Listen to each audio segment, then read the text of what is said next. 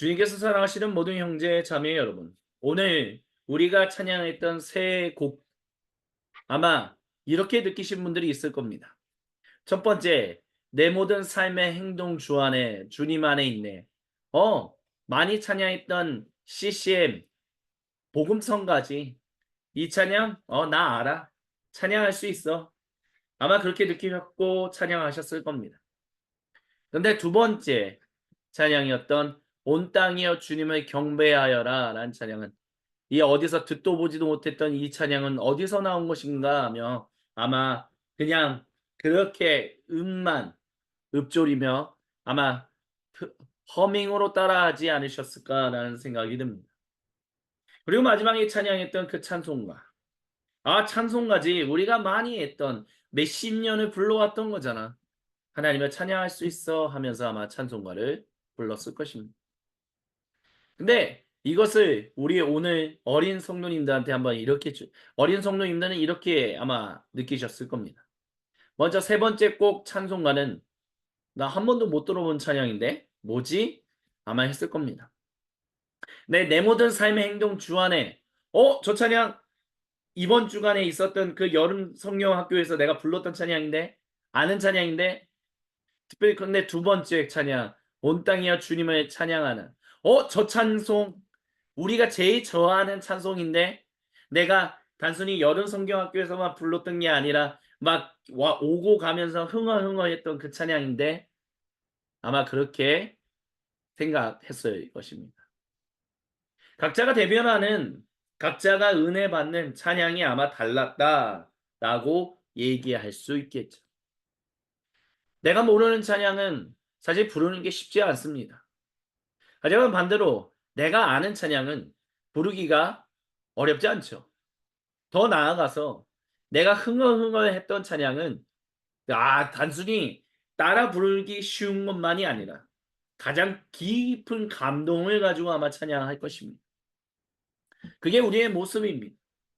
그렇기 때문에 그 찬양을 내가 익숙한 찬양이 있다, 익숙하지 못한 찬양이 있다, 익숙한 찬양은 잘 부를 수 있다, 익숙하지 못한 찬양은 잘 못 부른다. 이것이 뭐가 틀렸고 뭐가 옳았다 그런 얘기는 할 수 없습니다. 왜냐하면 사람마다 다 다르기 때문입니다. 하지만 우리가 한 가지 기억해야 할 사실이 있습니다. 근데 이것을 가지고 나는 찬송가만 찬양할 거야.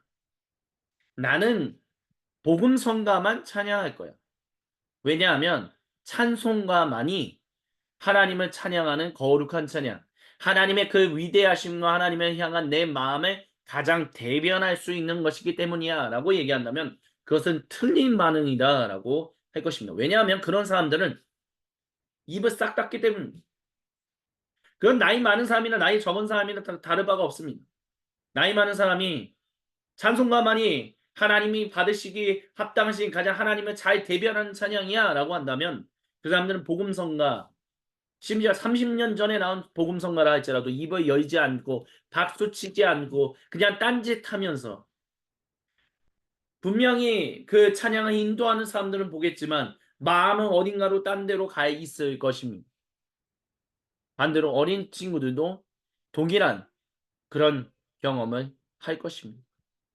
이렇게 대변하다라는 말이 굉장히 위험할 수 있는 말이다라는 것을 주님은 우리에게 계속해서 말씀하십니다. 하나님을 대변한다라는 것. 하나님을 대변할 수 있는 존재.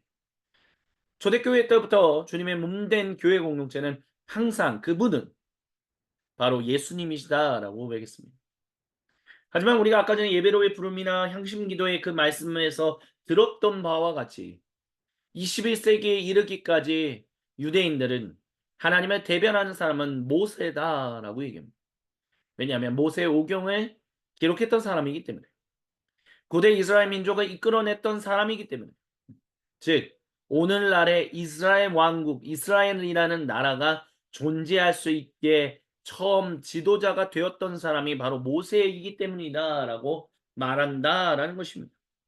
하지만 그 대변한다라는 것이 모세는 자기가 하나님은 대변하는 사람이 아니다라는 것을 분명하게 말하고 있다라는 것을 우리는 모세 오경을 통해서 알 수 있습니다. 그런데 왜 그럼에도 불구하고 유대인들은 모세가 하나님을 대변하는 사람이다라고 얘기할까요? 그 이유는 그의 입을 통해서, 그의 기도를 통해서 비록 하나님이 보내신 거지만 하나님이 모세의 기도를 통해서 고대 이스라엘 민족, 광야 땅 가운데 있었던 그들에게 만나와 메추라기를 주셨던 분이기 때문입니다.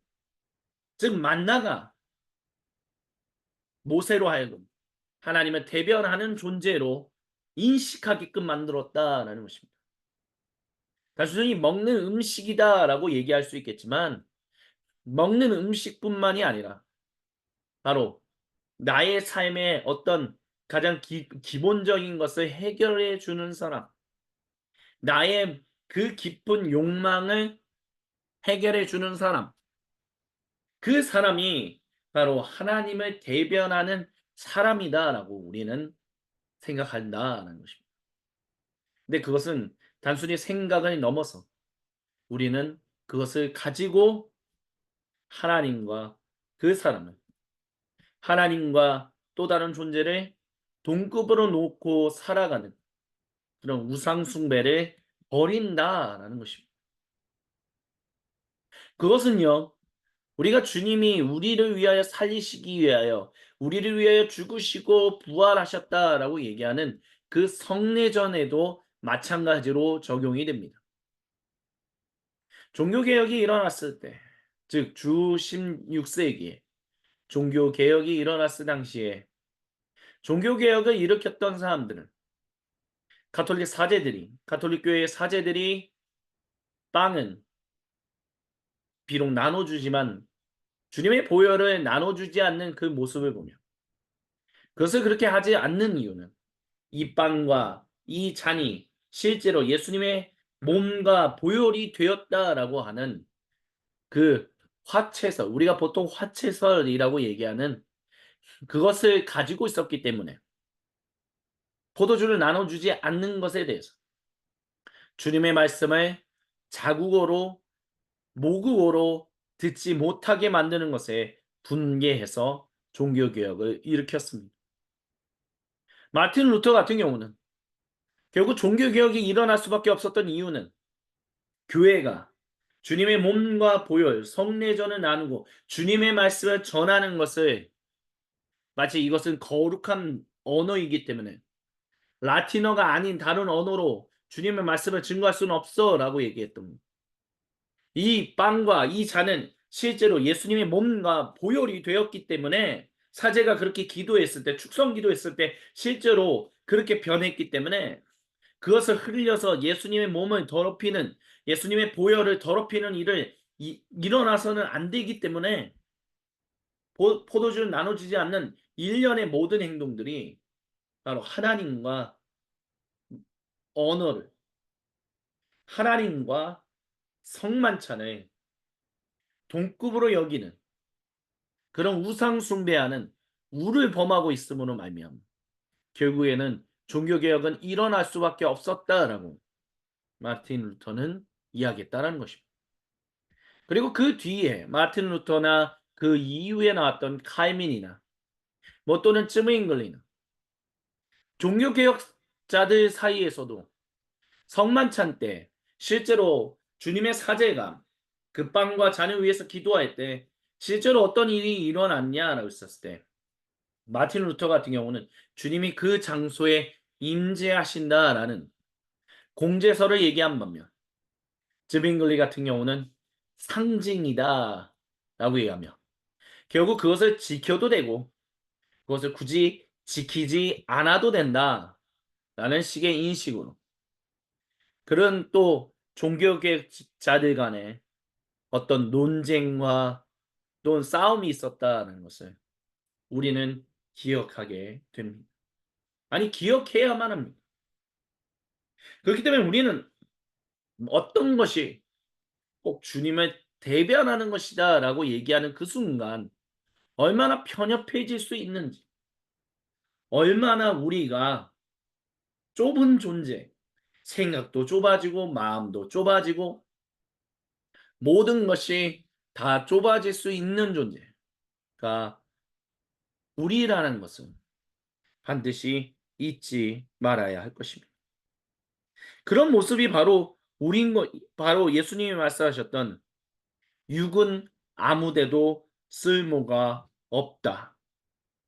다른 말로 한다면 육은 아무데도 소용이 없다라고 말씀하셨던 예수님의 그 말씀의 핵심이다라고 할 수 있겠습니다.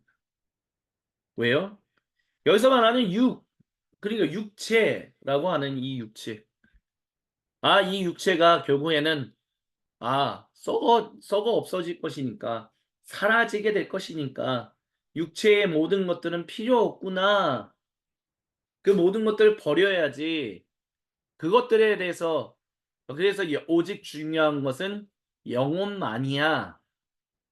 우리는 자꾸 그것을 영과 육체를 나누는 이원론적인 관점으로 계속해서 바라보려고 하는 그런 일들이 일어납니다. 근데 그 얘기가 아니다라는 것을 기억하십시오.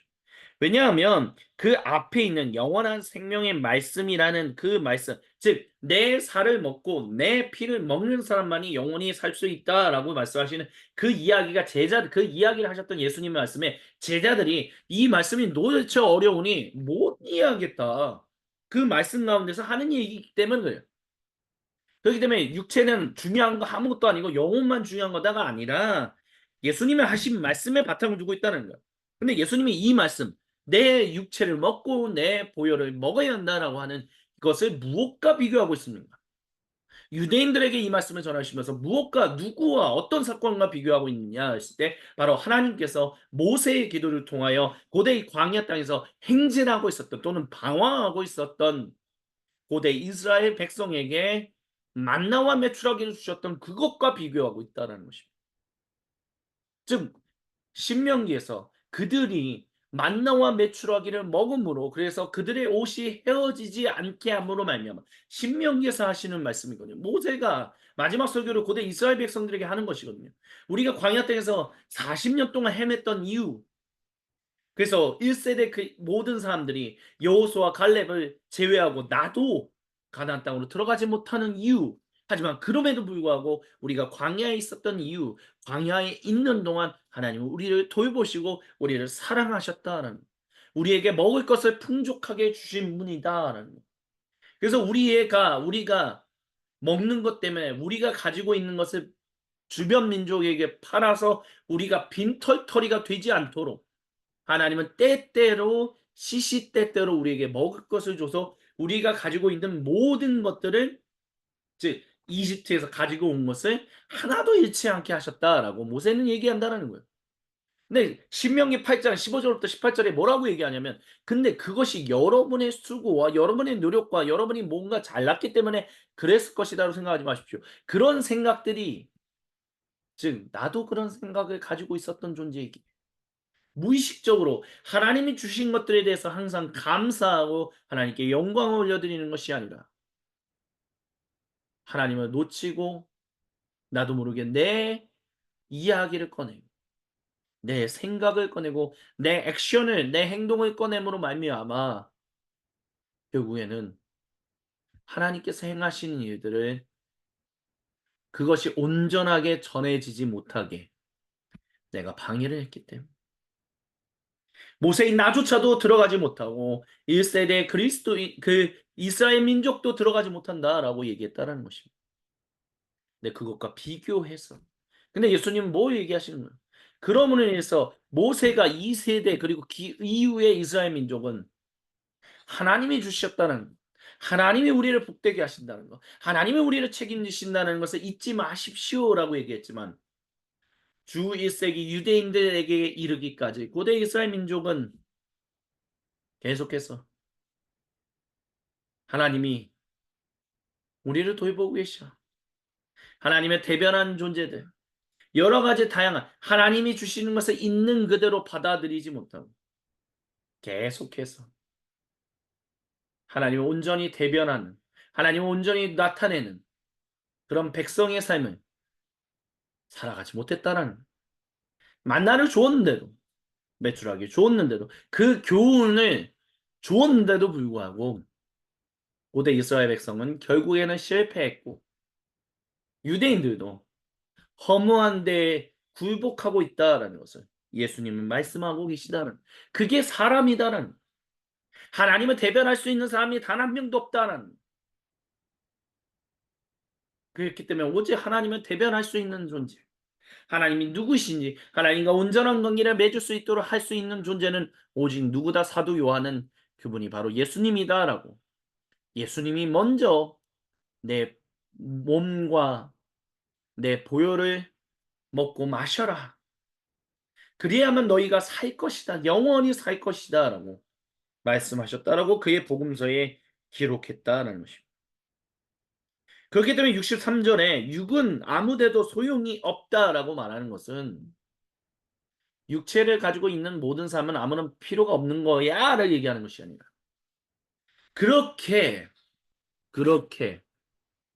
하나님이 주신 것들을 가지고 그 교훈을 들었던 그 모세의 절전한 가장 위대한 지도자라고 얘기했던 하나님을 대변하는 사람이라고 얘기하고 있는 그 주 1세기 유대인들이 그렇게 칭송하는 모세가 전하는 이야기조차도 결국에는 귀담아 듣지 않는 하나님과 동급의 무엇인가를 계속해서 하나님과 또는 누군가를 동급으로 여기는, 그래서 우상 숭배하는 일로 인한 고대 1세대 고대 이스라엘 민족이 실패했고 그 이후 세대도 실패했고 주 1세기 예수님이 공생에 사역하시는 그 시대에서의 유대인들도 실패하고 있다는 거죠. 예수님은 고발하시기 위하여 육체는 쓸모가 없다라고 얘기했다는 것입니다. 그렇게 설교를 했는데, 그렇게까지 내가 너희를 돌봤는데, 그렇게까지 너희에게 모든 것을 했는데도 불구하고 너희는 아직도 하나님이 누구이신지, 하나님이 무엇을 하시는지를 온전히 알지 못한다. 너희 어느 누구도 그것을 대변할 수 있는 존재가 없다. 그런 의미에서 육체는 아무데도 소용이 없다라고 얘기하시고 계셨다라는 것입니다. 그런 의미 속에서 예수님은 오직 하나님을 대면하는 분은 바로 나, 예수님이다. 예수님은 말씀하셨다라는 것입니다. 그래서 예수님이 그렇게 말씀하세요. 제자들이 이 말씀이 어려우니 누가 알아들을 수 있겠습니까? 라고 했을 때 이 말이 너희의 마음에 걸리느냐? 만약 인자가 전에 있던 곳으로 올라가는 것을 보면 어떻게 하겠느냐라고 얘기를 하세요. 즉 이 말을 다른 말로 한다면 내가 너희에게 정말 초자연적인 어마어마한 그 권능을 보여준다. 즉 천사들이 임재하면서 그 예수님이 하늘 보좌 그 우편에 앉으시는 것을 그 천사들이 마중하면서 어마어마한 그런 대관식을 펼치는 일을 너희에게 보여준다면 너희는 내가 바로 하나님을 대변하는 존재다라는 것을 인정하겠느냐라고 제자들에게 말씀하셨다라는 것입니다. 유대 사람들이 서로 논란을 했다는 것. 이 요한복음서의 이 말씀의 첫 시작이 어디서냐면 바로 오병이어의 기적입니다. 5천여 명의 남성, 아마 더 많은 인원이 있었겠죠. 그들에게 먹을 것을 나눠주시고 그들의 먹을 것을 채워주셔서 이제 그 사람들이 흥분하여서 예수님을 우리의 왕으로 삼으십시다라고 했던 그 일들이 일어날 때 예수님이 피하고 난 뒤에 이제 사람들이 예수님께로 다시 나타났어. 도대체 어디 가셨었습니까? 했을 때 그들의 흥분이 어느 정도 잠잠해졌을 때 예수님은 비로소 내가 하나님을 대변하는 사람이야 라고 얘기하면서 이 말씀들을 하셨습니다. 근데 재밌는 건 예수님은 만왕의 왕이시다라는 것. 그래서 예수님이 바로 하나님을 온전하게 대변하시는 만왕의 왕이시다는 것을 예수님도 분명히 알고 계세요. 그래서 내 살을 먹어라, 내 보혈을 먹어라, 마셔라. 그런 얘기를 해요. 근데 중요한 것은요. 정작 사람들이 흥분해서 오병이어의 기적을 보고 초자연적인 기적을 보고 예수님을 왕으로 삼으려고 했던 그때는 예수님이 피하셨다가 어느 정도 시간이 지나고 난 다음에 예수님에게 있어서 뭐라고 그럴까요? 저 사람들의 흥분도가 빠지고 난 이후에 예수님이 마치 자신이 하나님을 대변하는 그 존재다라고 얘기를 하시고 계시다는 거예요. 왜 그랬을까요? 도가 되든 뭐가 되든 뭐든 도든 서울로 가면 그만인 거 아닙니까? 예수님은 만왕의 왕이십니다라고 고백하는 그 고백을 사람들이 흥분했을 때 예수님이 그 흥분을 살짝만 틀어서 가면 되는 거 아니에요? 근데 왜 사람들의 그 기쁨과 흥분이 가라앉고 김새고 난 뒤에 내가 만왕의 왕이다라는 것을 보여주는 그 이야기를 하고 계시냐는 그 이유는 그들이 흥분했을 당시에는 그들이 예수님을 왕으로서 삼으려고 하는 것이 하나님이 세우시는, 왜냐하면 유대인들에게 있어서는 주 1세기나 주 21세기나 왕은 하나님을 대변하는 그 존재이거든. 하나님을 온전히 알게 하는 존재거든. 그러니까 왕으로 삼는다는 것은 예수님이 바로 하나님을 온전하게 알려주는 대변자입니다라는 것을 누구보다도 유대인들이 고백하는 사건이었거든요. 근데 중요한 것은 그래 너희가 그렇게 하는 거 맞아.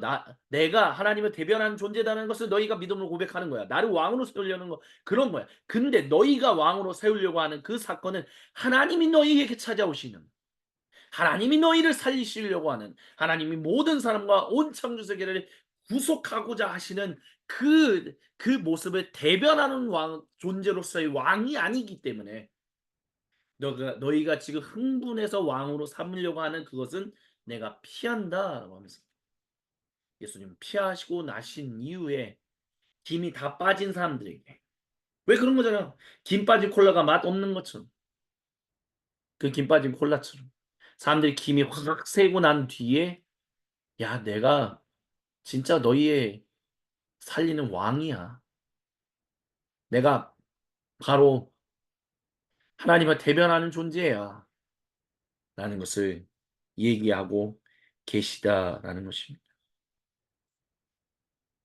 그렇기 때문에 성례전적 존재 세 번째 이야기의 가장 중요한 핵심은 그겁니다. 성만찬이, 성례전이 하나님과 동급이 되는 우상 숭배가 되지 않도록 조심하십시오. 성례전이 성례전이 예수님을 대변하는 거 아니에요? 하나님을 대변하는 거 아니에요? 아니요. 우리는 그것을 통해서 예수님이 주시는 몸과 보혈을 먹고 마신다고 하지만 주님의 몸된 교회도 그 빵과 그 잔을 어떻게 해석하느냐에 따라서 그런 우상 숭배에 빠졌었다니까요. 우리가 그런 우상 숭배에 빠질 수 있는 존재들이라는 것입니다. 모세조차도, 그 위대한 지도자였던 모세조차도 하나님의 뜻을 온전히 전한 것이 아니라 자신의 생각대로 함으로 인하여 너는 그 가나안 땅에 들어가서는 안 된다. 그래서 모세가 똑같이 고백해요.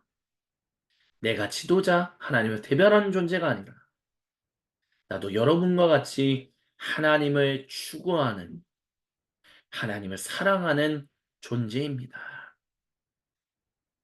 그게 바로 신명기에 모세가 장황하게 정말 구구절절하게 멋지게 설교하는 그 설교의 핵심입니다.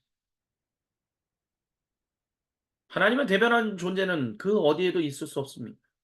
사람이 하나님을 대변한다고요? 제가 하나님을 대변할 수 있다고요? 당신이 하나님을 대변할 수 있다고요? 제발 꿈 깨시기 바랍니다. 누가 하나님을 대변할 수 있습니까? 전지전능하신 분을, 전지전능하지 못한 존재가 어떻게 전지전능한 분을 대변하고 그분을 온전하게 드러낼 수 있는 확신이 될 수 있다라고 얘기하십니다. 아무도 하나님을 온전하게 드러낼 수 있는 존재는 없습니다. 하나님 그분 자신밖에 없습니다. 그렇기 때문에 성례전조차도 하나님을 온전하게 드러내는 그런 것이 될 수 없다는 것을 기억하십시오.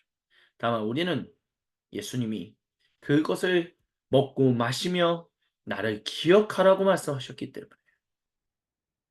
우리는 이것을 먹고 마시며 우리와 같은 인간의 모습을 오셔서 진실로 하나님을 온전히 볼 수 있게 하나님을 대변하신 그 예수님을 사랑했기 때문에 주님, 예수님처럼 제가 예수님 안에서 대변된 그 하나님을 사랑하는 진정한 인간의 온전한 하나님 형상을 가진 그 존재가 되기를 원합니다.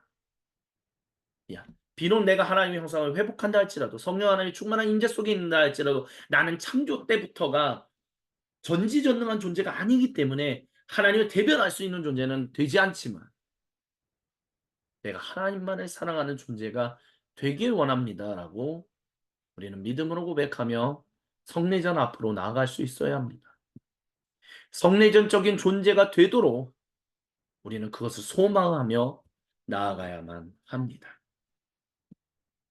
오늘 이 모든 말씀을 마무리하면서 제가 엊그저께 우연하게 보았던 한 글을 말씀드리고자 합니다. 유진 피터스 목사님이 저술했던 메시지 성경, 그러니까 저술했다라고 하진 않죠. 유진 피터스 목사님도 번역했다라고 합니다. 왜 그건 내 책이 아니다. 왜냐하면 성경이기 때문에. 근데 그 메시지 성경을 우리말로 번역한, 한국말로 번역한 분 중에 한 분인 이종태 교수님, 이종태 박사님, 이종태 목사님이 2022년에 한참 코로나가 진행 중일 때 그런 글을 자기의 페이스북에 쓴 적이 있었습니다. 무슨 얘기를 했냐면 그때 당시에 사건 어떤 일이었냐면 우리가 코로나를 겪으면서 예배를 모여야 하네 말아야 하네 그래서 굉장히 힘들었었잖아요. 기억나실 겁니다. 모이는 것이 모이면 주님의 영광을 드러내는 것이 아니기 때문에 모이지 말아야 하네. 하지만 어떤 사람들은 아니 모이는 것이 주님의 뜻인데 왜 모이지 않느냐. 세상 사람들의 말에 우리가 계속해서 눌릴 필요가 있느냐. 그런 논쟁이 오고 갈 때 도대체 무엇이 분명하게 주님의 사랑을 드러내는 것이냐. 다른 말로 한다면 대변하는 것이냐. 라는 논쟁이 오고 갈 때 이종태 교수님이 그런 글을 썼었습니다. 그 어느 누구도 하나님을 온전히 대변할 수 있는 존재는 없습니다. 하나님을 온전히 대변하는 분은 오직 예수님밖에 없습니다. 그 가운데서 우리는 오늘 우리의 삶의 현장에서 일어나고 있는 일들 가운데 함께 하시는 예수님을 봅니다.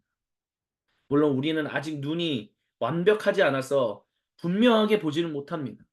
그래서 우리는 무엇이 하나님을 완벽하게 대변하는 것인지는 우리는 도저히 알 수 없습니다. 하지만 그런 존재를 주님이 우리를 선택하셨습니다. 그런 존재로 하나님의 살아계심과 하나님의 사랑을 증거하라라고 주님이 오늘 주님의 몸된 교회를 세우셨습니다. 그렇다면 우리가 해야 할 일은 우리도 잘 모릅니다. 하지만 하나님이 우리에게 주시는 은혜를 따라 이것이 하나님이 원하시는 것이다라고 겸손히 고백하며 하나님을 예배하고 하나님을 전하는 것. 그의 말에는 그 교수님의 말에는 우리가 하나님을 대변할 수 있다라는 자신감 또는 자만감을 가져서는 안 된다라는 것을 분명하게 얘기합니다. 우리는 모르는 존재예요. 내가 아무리 신앙생활 50년, 60년 해도 나는 하나님과 같은 존재가 아니기 때문에 우리는 하나님을 모릅니다. 근데 하나님이 그런 나를, 하나님이 그런 저를, 그런 우리를 선택하셨습니다. 우리를 통해서 하나님은 자기의 살아계심을 증거하고 있습니다. 하나님의 편에서는 당연히 그것은 분명하고 명명백백한 하나님의 놀라우신 뜻이 있다는 것을 우리는 압니다. 하지만 우리 입장에서는 우리 편에서는 그게 뭔지 우리는 잘 모릅니다.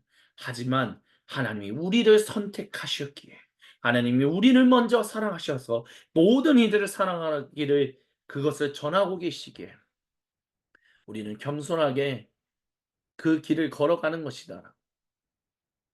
이종태 교수님은 얘기했다라는 것입니다. 간절히 바라기는 이 차이가 무엇인지를 주님께서 사랑하시는 모든 형제 자매 여러분이 깨달으실 수 있기를 간절히 소망합니다. 하나님을 대변하는 존재는 없습니다. 오직 하나님만을 따라가는 존재들만 있을 뿐입니다. 근데 그 따라가는 존재를 통해서 하나님은 이 세상을 복되게 하십니다. 그리고 겸손히 나는 하나님만을 따라가는 존재입니다 라고 고백하며 살아가는 그 사람에게 주님은 분명히 시편 37편 그 시인의 노래처럼 그가 영원히 땅을 차지하고 그 땅을 섬기며 다스리고 돌보는 존재로 살아가게 복을 받을 것이다 라고, 의인으로 인정받을 것이다 라고 주님은 분명하게 선언하고 계십니다. 주님, 내가 그 겸손한 존재 되게 하옵소서. 하나님만을 대변하시는 예수님만을 사모하는 존재. 그래서 나의 삶의 모든 상황, 그 현장에서 일하시는 주님을 잘 알지는 못하지만 내가 분별할 수 있을 때까지 분별하고, 그리하여 겸손하게 주님, 저는 주님만을 따라갑니다. 그것을 믿음으로 고백하면 우리는 모두가 될 수 있게 주님, 우리의 인생을 인도해 달라고 이 시간 우리 주님께 간절히 이번 한 주간 나아가기를 우리 주님께서 간절히 원하십니다. 아멘.